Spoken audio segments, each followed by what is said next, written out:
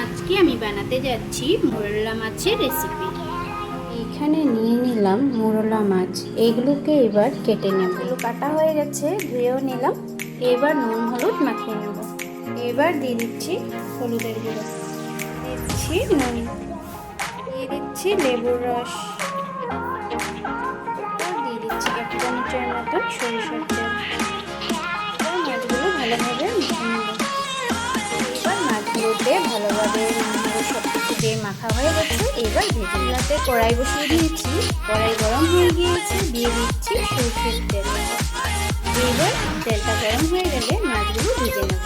এবার তেল গরম হয়ে গিয়েছে, মাছগুলো ভেজে নেব।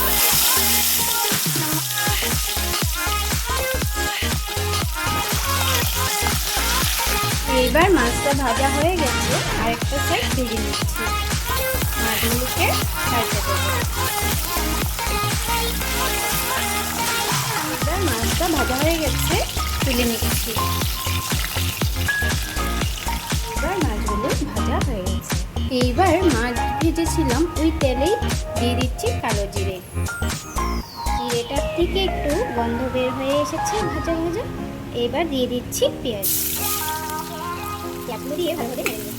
এবার দিয়ে দিব রসুন, থেতো করে রেখেছিলাম, দিয়ে দিলাম। দিয়ে দিচ্ছি আদা, আদাটাকে পুড়িয়ে রেখে দিয়ে দিচ্ছি কাঁচা লঙ্কা। এবার এগুলোকে ভালোভাবে ভেজে নেব। এবার এগুলো সব কিছুই ভালোভাবে ভাজা হয়ে গেছে, দিয়ে দিচ্ছি টমেটোটা দিয়ে ভালোভাবে ভেজে নেব। এবার ঢেকে দিচ্ছি। এবার ঢাকাটা তুলে নেব।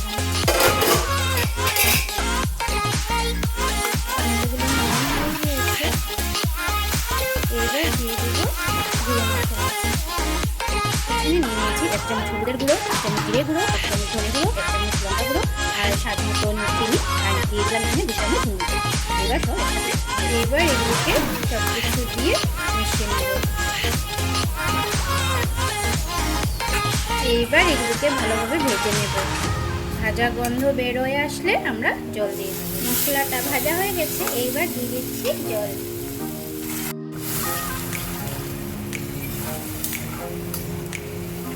এবার ঢাকা দিয়ে দিচ্ছি, ফুটে আসলে মাছগুলো দিয়ে দিব। এইবার ঢাকাটা তুলে নিলাম।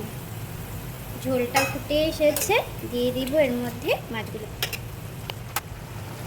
এইবার মাছগুলো একটু সময়ের জন্য হতে দেব।